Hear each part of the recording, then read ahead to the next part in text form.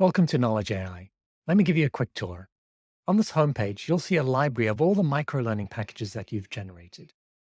Here you'll be able to edit the packages you've already created or delete them. To create a new package, simply click this Create button at the top right. Now select your language, give it a title, select whether or not you want the content to be generated in manual mode or automatic mode. Manual mode allows you to review each step of the process, whereas automatic mode will generate the content without your input. Next up, you can select how you'd want to add the source material to Knowledge AI. You can choose to upload a file. This could be a video, text, or audio file, or you can provide a URL. This could be a URL to a newspaper article, a blog post you've written, or something like a YouTube URL.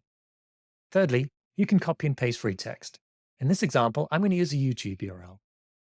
I'll paste it here and then click the button to create the microlearning package. This now brings me back to the home page, where I can see the status of the document being processed. Depending on the length of the document you provided, this could take anything from 1 minute to 10 minutes to process.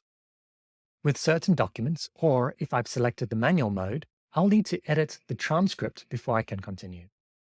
You can do so by clicking here. On this review page, I can edit the transcript as it's been generated from the YouTube video I provided. Here I can quickly make some changes. And when I'm ready to continue, I can move to the next step. The status of the document will change over time. Now that it's ready, we can click on this road to check it out. On the right side of the screen is a preview of what it looks like for the learner. And on the left is a list of items that it's generated. The all-in-one package includes most of these individual items in one singular package. This includes the video that is made into an interactive video. The interactive video is great because it has these pop-ups that appear whenever a key term is being mentioned for the first time.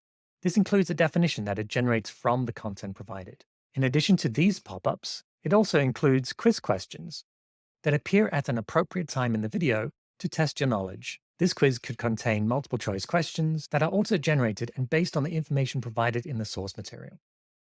In addition to the video, you also have the transcript, as well as a collection of other items, like the glossary of terms, flashcards to help you study, quiz questions, drag the word, and an easy-to-read summary of the video. Under the teacher materials, it's generated some higher-order questions. Under practice, it's generated some concept cards and some flashcards to help you study.